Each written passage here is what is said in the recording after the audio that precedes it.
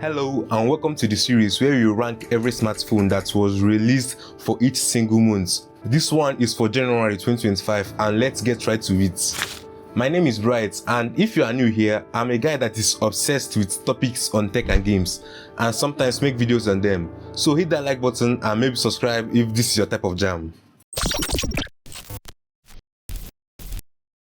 The OnePlus 13 global version. The global release of the OnePlus 13 debuted with a massive 6.8-inch 120Hz AMOLED display, a Snapdragon 8 Elite processor and an Adreno 830 GPU, making it capable of running any games thrown at it at a respectable resolution and frame rate. The cameras can record videos at up to 8K at 30fps and 4K at 60fps for the front camera, and to top it off, it has a massive 6000 mAh battery that can charge with speeds up to 90 watts when wired and 30 watts wireless. Yeah, this phone is going up to respectable S. Yeah, S fits this phone perfectly. Vivo X200 Pro global version. The phone debuted with a 6.7-inch 120Hz AMOLED display, a MediaTek 9400 Ultra and an Immortalis G925 GPU. It was actually my first time hearing it, and after a quick research, I found out it actually beats the Adreno 830 GPU. Pretty impressive.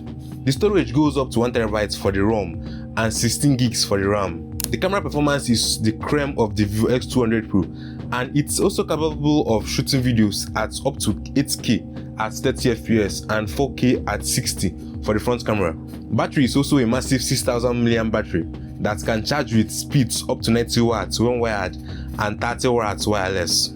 For the Vivo S200 Pro, I'm tempted to put it at lower S, but let's just leave it at 8 for now. Yeah, let's leave it at 8 for now. The Samsung Galaxy S25 series. This is the latest lineup to the Galaxy series, and one of the most notable changes is Samsung dumping their Exynos chips in favor of the newer 8 Elite for all three models. Well, here's a spec sheet for all three models, and I'll be going straight to ranking them. For the S25 series, I'm going to place both the S25 and S25 Plus in higher A tier, then carry the S25 Ultra straight to S. The Redmi 14 Pro Plus, a relatively large 6.6-inch 120Hz AMOLED display, a Snapdragon 7X Gen 3 processor, and a 710 GPU, which is okay for light to medium heavy gaming. Is that a word? It does go up to 512GB of storage and 12GB of RAM, which can store loads of videos that can be shot at 4K at 30fps for the back camera and 1080p at 30 for the front. The battery goes up to 5110 mAh and can charge at speeds of 420 watts when wired. People did reportedly say that the camera's worse off compared to the last year's 13 Pro Plus, so it earned a respectable lower B tier on the list. The Redmi 14 Pro.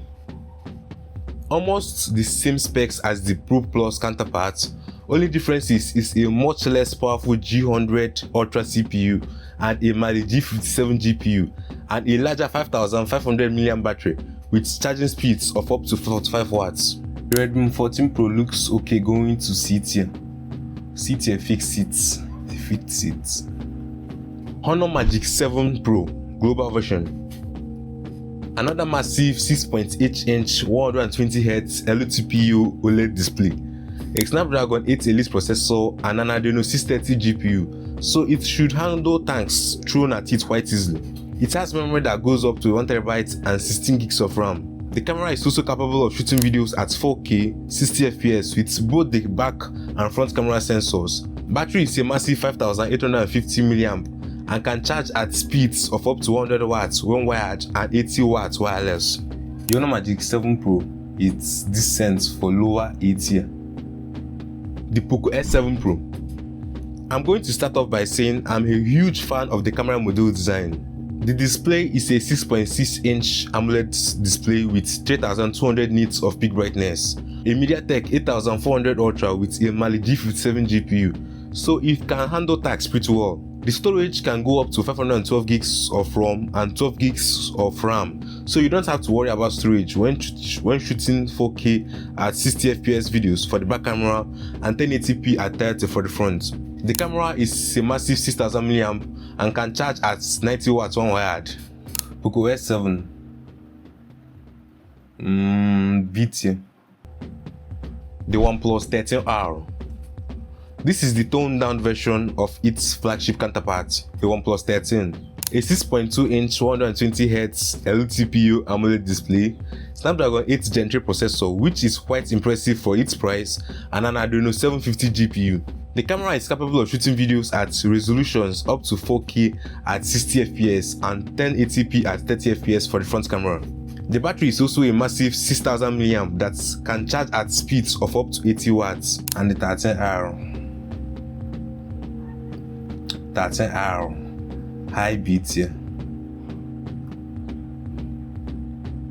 Yep, I think this looks okay. Looks okay. The month of January is usually when phone companies pull out their big guns, so no surprises that no phone made it below the decent C tier. Let's see what February holds. And if you are faced with a situation where you had to pick between an old flagship or a new mid-range, here's a video to better aid you with that decision.